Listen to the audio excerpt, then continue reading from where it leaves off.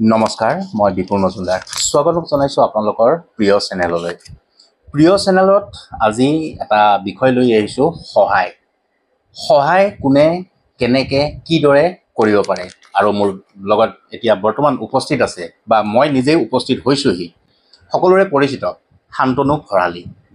আৰু এই ভৰালী ডাঙৰীয়াই ফেচবুক পোষ্টত এটা পোষ্ট কৰিছিলে, তেখেতৰ যিহেতু উপাধি ভৰালী, সেই ভৰালী নাম লৈ এটা ভৰালী সহায় কেন্দ্ৰ নামেৰে এটা কেন্দ্ৰ খুলিছে। সেই বিষয়ৰ ওপৰতে আজি আলোকপাত কৰিব ওলাইছোঁ। লগতে মই পৰিচয় আৰু এবাৰ কৰাই দিব বিচাৰিছোঁ। প্ৰাক্তন মুখ্যমন্ত্ৰী, বৰ্তমানৰ কেবিনেট মন্ত্ৰী সৰ্বানন্দ সোণোৱাল যেতিয়া মুখ্যমন্ত্ৰী হৈ আছিল, তেতিয়া সেই মুখ্যমন্ত্ৰীৰ আইনী উপদেষ্টা হৈ আছিলে শান্তনু ভৰালী ডাঙৰীয়া। লগতে তেওঁ কেইটামান দিন বিজেপিৰ সভাপতিৰ ৰাজ্যিক সভাপতিৰ দায়িত্বটো কেইদিনমান তেখেতে এই দায়িত্বটো পালন কৰিছিলে। আৰু বৰ্তমান তেখেতে মানৱ অধিকাৰ আয়োগৰ বৰ্তমানৰ সদস্য হৈ আছে এখেতে।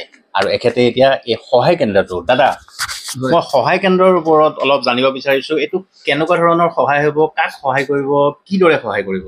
তাকে মই মানে বিভিন্ন সময়ত মানুহৰ পৰা বহুত সহায়ৰ কাৰণে আচলতে ফোন আহে বা লগ ধৰে। তো মই দেখিলোঁ যে ধৰক এতিয়া চৰকাৰে নামঘৰ, মন্দিৰ বা সংঘ এইবিলাকৰ কাৰণে চৰকাৰে যথেষ্ট সহায় কৰিছে, বা চৰকাৰে তেওঁলোকৰ তৰফৰ পৰা আৰ্থিক অনুদান দিছে। কিন্তু ব্যক্তিগত মানুহ কিছুমানৰ সমস্যা থাকে, যেনে কোনোবা ল'ৰাটোৱে ধৰক চিট পাইছে কিন্তু এডমিশ্যন ল'ব পৰা নাই, পইচাৰ অভাৱ, বা কিতাপ কিনিব পৰা নাই, এনেকুৱা ধৰণৰ। আনকি শ্মশানত ধৰক মৃত্যু ঘটিলে, কিন্তু শ্মশানতো গৈ পেলাই তেওঁলোকে খৰিৰ অভাৱ, এই ধৰণৰ কথাবিলাক চাই পেলাই মই ভাবিলোঁ যে এটা সহায় কেন্দ্ৰ এটা খুলিব পাৰিলে অন্ততঃ কিছু মানুহক মই সহায় কৰিব পাৰিম। আৰু লগতে ধৰক এনেকুৱাও আছে যে কাৰোবাক আইন সাহাৰ্য লাগে, কাৰোবাৰ ধৰক এনেকুৱা হ'ল যে চৰকাৰী বিষয়াই তেওঁলোকক দিগদাৰি কৰি আছে, তেওঁলোকে সেই ক্ষেত্ৰত সহায় বিচাৰিছে। বা এনেকুৱাও আছে যে ক'ৰবাত পুলিচে অত্যাচাৰ কৰিছে, তেওঁলোকে কিন্তু ক'ত যাব, কি কৰিব বিচাৰি পোৱা নাই। গতিকে এই সকলোবিলাক চিন্তা কৰি মই ভাবিলোঁ যে এটা সহায় কেন্দ্ৰ স্থাপন কৰোঁ। আৰু তাতে মই এটা ফোন নম্বৰ দিছোঁ। বৰ্তমান এই ফোন নম্বৰটোতে যোগাযোগ কৰিলে সেই গোটেইখিনি কথা মই জানিব পাৰি, সেই হিচাপে মই মোৰ ফালৰ পৰা সহায়টো আগবঢ়াব পাৰিম। আৰু অনাগত দিনত হয়তো মই তলতে এটা কেন্দ্ৰ এটা স্থাপন কৰিম। মই ৰুম এটা খালী কৰিছোঁ, ইয়াতেই যদি স্থাপন কৰি ল'ব পাৰোঁ, তেতিয়া তাৰ পৰা এই সহায়খিনি কৰি যাম। আৰু এই সহায়টো এতিয়া অকল কেনেকুৱা ধৰণৰ সহায় কৰিব আপুনি? আৰ্থিকভাৱে যিখিনি নহয়, এতিয়া ধৰক আচলতে কি হয়, আমি কাম এটা কৰোঁতে আকৌ কোনোবাই অপপ্ৰয়োগ কৰিব নেকি সেইটোও চিন্তা কৰিব লাগে। এতিয়া চবেইতো আৰ্থিকৰ কথাটোৱে ক'ব, কিন্তু মই ধৰক কোনোবাই এডমিশ্যন ল'ব পৰা নাই, মই কিন্তু এডমিশ্যনটো লৈ দিম, পইচা কিন্তু তেওঁলোকৰ হাতত নিদিওঁ। বা কাৰোবাক কিতাপ লাগে, কিতাপৰ নামখিনি আনি পেলাই মই কিতাপখিনি কিনি দিম। কাৰণ তেনেকৈ হ'লে বহুত মানুহে আহি পেলাই এনেকুৱা ধৰণৰ কথা কৈ পইচাটো লৈ যাব, হয়তো ফাঁকিও দিব পাৰে। নিশ্চয়। গতিকে মই সেই কথাটো ভাবি চাইছোঁ যে এইটো কেনেকৈ অপব্যৱহাৰ কৰিব পাৰে। সেইকাৰণে এইখিনি চাই পেলাই ভাবিছোঁ যে এটা ব্যৱস্থা ল'ব লাগিব, য'ত প্ৰেক্টিকেলি আৰু যাক আচলতে সঁচাকৈ প্ৰয়োজন সেই মানুহখিনিক যাতে সহায় কৰিব পাৰি। তাতে আপোনাৰ সদস্য আছেনে? যোন তেতিয়া ধৰক কোনোবা এজন মানুহ আহিলে আপোনাৰ পৰা সহায় বিচাৰি থ'লে, তেওঁৰ বায়'গ্ৰাফীটো আপুনি চেক কৰিব? নাই, এতিয়া মানুহ আছে। আৰু ধৰক মই সেইকাৰণে এড্ৰেছবোৰ ফোনটোত এড্ৰেছবোৰ লিখি লোৱাৰ ব্যৱস্থা কৰিছোঁ। মই হয়তো 1-1.5 ঘণ্টাৰ ভিতৰত বা কম সময়ৰ ভিতৰতে সেইটো ভেৰিফাই কৰি চোৱাৰ ব্যৱস্থা কৰিম। কিন্তু প্ৰয়োজন সাপেক্ষে তৎকালে লাগিলে তৎকালেই দিব লাগিব কিছুমান কথাত। যেনেকৈ ধৰক শ্মশানলৈ আনিছে, খৰিৰ অভাৱ আছে, কিবা আছে, তেতিয়া খৰিৰ ল'ৰাটোকে মই কৈ পেলাই যদি সঁচাকৈ হয় ঘটনাটো, তাৰ পৰা খৰিখিনি দিয়াৰ ব্যৱস্থা কৰিম।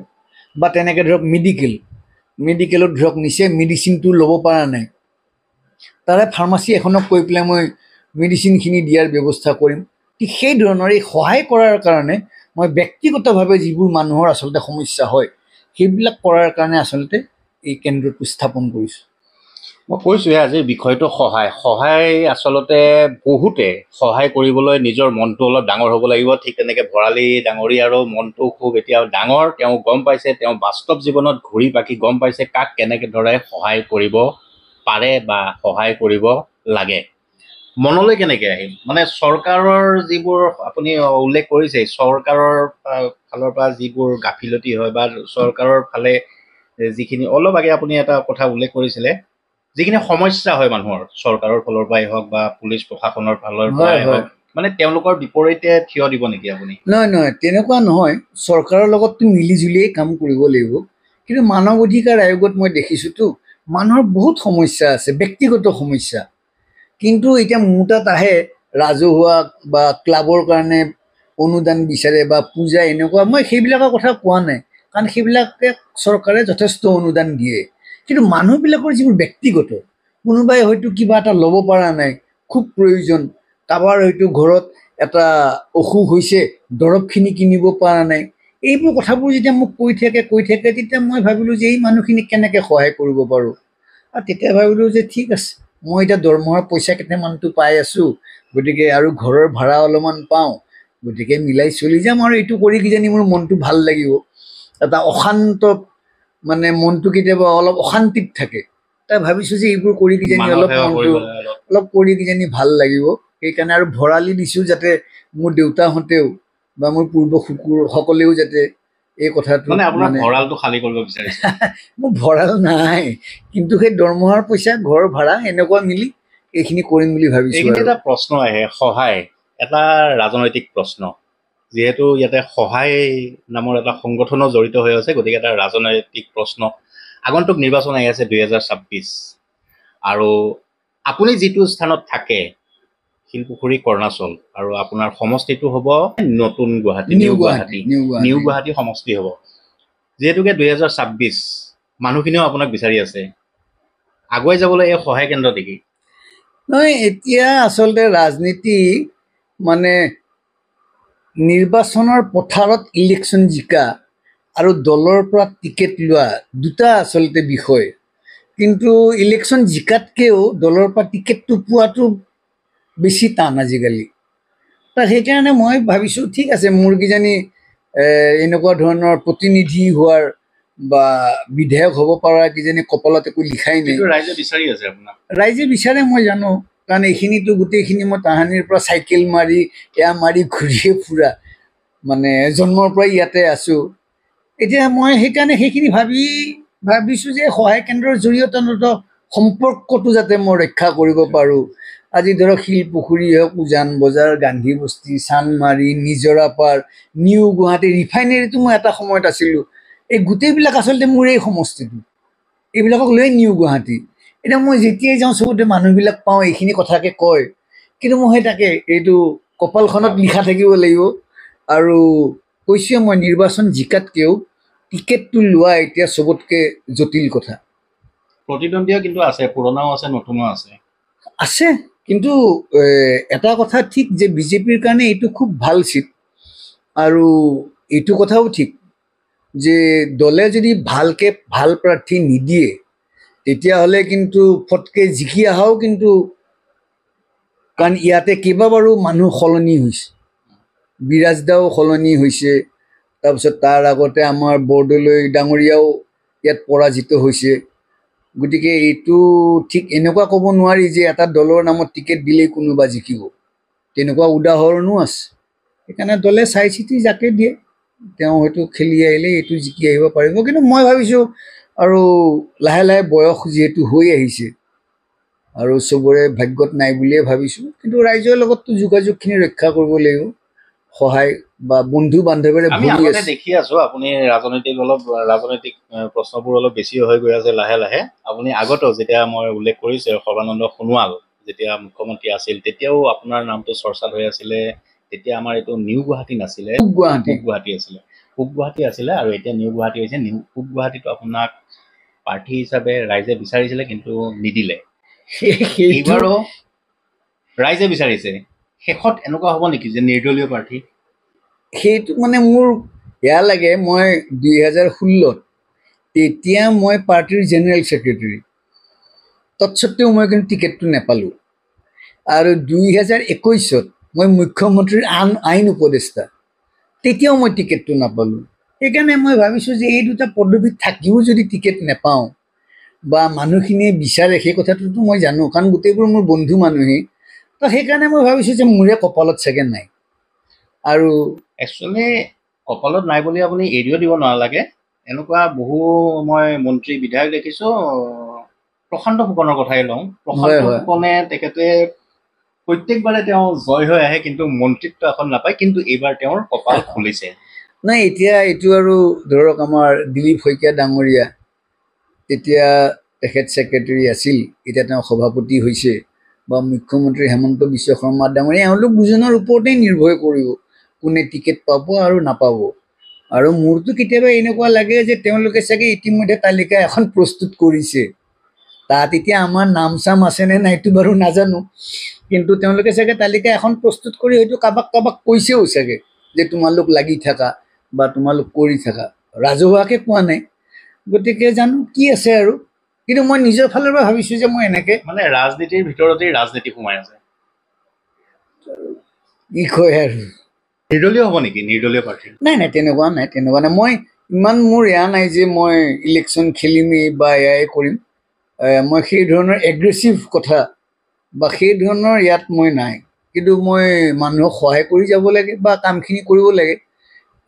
যদি বিধায়ক নোহোৱাকৈও বা এনেকুৱাকৈ নোহোৱাকৈও যদি কামখিনি কৰিব পাৰি, তাতেই মই আচলতে আনন্দ খুব পাওঁ। ভাল কথা। মই আচলতে ৰাজনীতিৰ ক্ষেত্ৰত মই বেছি নাযাওঁ আৰু সোমাই নাযাওঁ, কাৰণ সোমাই গ'লে বহু ধৰণৰ বহু কথা ওলাই পৰিব পাৰে। মই আকৌ ঘূৰি আহিছোঁ সহায়লৈ। সহায়, আপুনি যিটো সহায় কৰিব, এড্ৰেছটো, ঠিকনাটো, ফোন নম্বৰটো একবাৰ ৰাইজক জনাই মোৰ দিব। আপোনাৰ এইটো এই শিলপুখুৰীৰ এই ঘৰটোৱে, মই য'ত আছোঁ, আপোনাৰ শিলপুখুৰী বাছ ষ্টেণ্ড, ইয়াতে মোৰ বেংক অফ ইণ্ডিয়াৰ এটা ব্ৰাঞ্চ আছে, তাতেই মই থাকোঁ। মই ফাৰ্ষ্ট ফ্ল'ৰ, এইটোৱেই মোৰ কেন্দ্ৰটোৰ অফিচ হ'ব ইয়াতে। আৰু এতিয়া কাৰ্যালয়টো আৰম্ভ কৰা নাই যদিও মই 2 এদিনতে কাৰ্যালয়টো আৰম্ভ কৰিম। মানে ফ্লাইঅভাৰ এখন হৈ থকাৰ কাৰণে আচলতে তলত এতিয়া বহিব নোৱাৰি, ইমান ধূলি। গতিকে মই ভাবিছোঁ যে খুব কম দিনৰ ভিতৰতেই এইটো হ'বগৈ সম্পূৰ্ণ। হ'লেই আৰু তেতিয়া কাৰ্যালয়টো আৰম্ভ কৰিম। ইয়াত মানুহে যোগাযোগ কৰিব পাৰিব, আৰু ফোনযোগেও যোগাযোগ কৰিলে, এইটো মোৰ লিখা আছে, মানুহে লিখি ৰাখিব। আৰু যদি তৎকালে লাগে, তৎকালেই তেওঁক ব্যৱস্থাটো কৰি দিম, মানে কামটো চাই পেলাই। আৰু যদি বোলে হয় কিতাপ পত্ৰহে লাগে, এনেকুৱা লাগে, তেতিয়া হয়তো নেক্সট দ্বিতীয় দিনাখন তেওঁক যোগাযোগ কৰি পেলাই মানে সেইটো এয়া কৰি দিব পাৰিম। আপোনাৰ এই প্ৰচেষ্টাটো বহু ৰাইজে দেখি পেলাই, হয়তো মই নকওঁ যে বেয়া পোৱা নাই বুলি, মই সামাজিক মাধ্যমত দেখিছোঁ বহুতে আঁকোৱালি লৈছে। বিভিন্নজনে হয়তো আপোনাক আকৌ ছাপোৰ্ট কৰিবলৈ, সহায় সহযোগিতাৰ ফালেও আপোনাক আগবাঢ়ি আহিব পাৰে, তেতিয়া গ্ৰহণ কৰিব ন? নহয়, মই ধৰক যদি এনেকুৱা ধৰণৰ কথা যিবিলাকৰ সমস্যা আছে, সেই সমস্যা চাই যদি কোনোবাই সমাধান কৰি দিম বুলি কয় নিজৰ ফালৰ পৰা, তাত কোনো মোৰ আপত্তি নাই। তেতিয়া ধৰক মই মাজত এওঁৰ সমস্যাটো নি পেলাই তেওঁক দিব লাগিব, তেওঁ সেইখিনি সমাধান কৰি দিব। ঠিক আছে, সেই ক্ষেত্ৰত মই মধ্যস্থতাকাৰীৰ নিচিনাকৈ দুইটা পাৰ্টিক লগ কৰাই দিয়াটোৱে মোৰ দায়িত্ব হ'ব। মই সেইখিনি কৰিবৰ কাৰণেও মোৰ কোনো আপত্তি নাই। এতিয়া ধৰক যেনেকৈ আইন সাহাৰ্য যদি দৰকাৰ হয়, যদি আইন সাহাৰ্য লাগে, তেতিয়া সেইটো ধৰক মই কোনোবা নহয় কোনোবা এজন উকিলকটো লগ কৰি দিবই লাগিব। গতিকে সেইটোৱে কথাটো কৈছোঁ। তেনেকৈ আমি এইখিনি মিলাই দিয়াটো আচলতে কেতিয়াবা বহুত গুৰুত্বপূৰ্ণ হৈ পৰে। আচ্ছা, মই ফোন নম্বৰটো আপোনাক দিওঁ, সহায় কেন্দ্ৰটোৰ দেই, 882228 64456 64456। ডাঙৰীয়াই কৈছেও, লগতে মই তলত লিখিও দিম ফোন নম্বৰটো। আপোনালোকেও যদি আপোনালোকৰ তেনেকুৱা কিবা সমস্যা থাকে, আইনী সমস্যাই হওক বা যিকোনো সমস্যাই হওক, এই সমস্যাখিনি যদি আপোনালোকে নিজেই ছল্ভ কৰিব নোৱাৰে, সমাধান কৰিব নোৱাৰে, তেতিয়াহ'লে ভৰালী সহায় কেন্দ্ৰ বুলি এটা কেন্দ্ৰ খুলিছে। সেই কেন্দ্ৰত ভৰালী ডাঙৰীয়া নিজেই তত্ত্বাৱধায়ক, তেখেতে নিজেই গোটেইখিনি চাব। গতিকে আপোনালোকে তলৰ এই ফোন নম্বৰটোত যোগাযোগ কৰি তেখেতৰ পৰা সহায় সাহাৰ্য ল'ব পাৰে। সাহাৰ্য অকল আৰ্থিকেই নহয়, যিখিনি মানে তেখেতে কৰিব পাৰে, আইন সাহাৰ্য হওক বা আন ধৰণৰ যিখিনি সাহাৰ্য হওক। যে ক'ৰবাত এনেকুৱাও আছে যে কিছুমান মানুহে থানাত এজাহাৰখন লিখিব নাজানে, এটা কেছ দিব লাগে থানাত এজাহাৰ লিখিব নাজানে সেই এজাহাৰখনো আমি ইয়াত প্ৰয়োজন হ'লে লিখি দিম মানে এটা খুব ভাল টীম আছে মোৰ লগত মোৰ ভাইটি কেইটামান লৈ পেলাই খুব ভাল টীম আমি সিহঁতক লৈ পেলাই এই কামখিনি কৰিম এটা খুব ভাল কথা ক'লে যিখিনি এজাহাৰৰ কথা কৈছে আমিও বিভিন্ন ক্ষেত্ৰত আমি যেতিয়া থানালৈ যাওঁ তেতিয়া বহু মানুহ আহে এজাহাৰখন লিখি দিয়াৰ কাৰণে তাৰে আৰক্ষীক আবেদন কৰে কিন্তু মই সুধিব বিচাৰিছোঁ থানাখনত তেনেকুৱা একো সুবিধা নাই নেকি ধৰক আৰক্ষীয়ে এজাহাৰ এখন লিখি দিব বা তেনেকুৱা কিবা পদবী তেনেকুৱা ধৰণৰ আচলতে থানাবিলাকত চৰকাৰীভাৱে কোনো মানুহক নিযুক্তি দিয়া হোৱা নাই যে যোনে FIR এখন মানে এজাহাৰ এখন লিখি দিব পাৰে কিছুমান থানাৰ বাহিৰত সেইকাৰণে দালাল প্ৰকৃতিৰ মানুহ থাকে যোনে 50 টকা বা 100 টকা লৈ পেলাই এজাহাৰ এখন লিখি দিয়ে কিন্তু মই সেইটোও যাতে নহয় সেইটোৰ পৰা যাতে মানুহক সহায় দিব পাৰোঁ সহায় কৰিব পাৰোঁ সকাহ দিব পাৰোঁ তাৰ কাৰণে মই কৈছোঁ যে যদি কাৰোবাক এজাহাৰো লিখি দিব লাগে বিষয়টো আমাক অৱগত কৰিলে আমি ধুনীয়াকৈ এজাহাৰখন লিখি দিম এটা সুন্দৰ প্ৰচেষ্টা মই ভিডিঅ'টো আৰু বৰ বেছি দীঘল নকৰোঁ ভৰালী সহায় কেন্দ্ৰ আগুৱাই আহিছে আপোনালোকক সহায় কৰিবলৈ গতিকে পলম নকৰিব আপোনালোকৰ যদি কিবা অসুবিধা হৈছে এই অসুবিধাসমূহ সমাধান কৰিবলৈ আমাৰ লগত আছেই শান্তনু ভৰালী ডাঙৰীয়াই গোটেই সমস্যাৰ সমাধান কৰিব বিশেষকৈ আইনী সহায় সাহায্যটো এইটো আমি বহুত ডাঙৰ সকাহ পাম বুলি বিশ্বাস কৰোঁ গতিকে মই ভিডিঅ'টো আৰু বৰ বেছি দীঘল নকৰোঁ এইখিনিতে মই শান্তনু ভৰালী ডাঙৰীয়াক অভিনন্দন জনাইছোঁ স্বাগতম জনাইছোঁ আপোনাৰ ভৰালী সহায় কেন্দ্ৰটো সফল হওক ইয়াৰ দ্বাৰাই মানুহে আৰু উপকৃত হওক ধন্যবাদ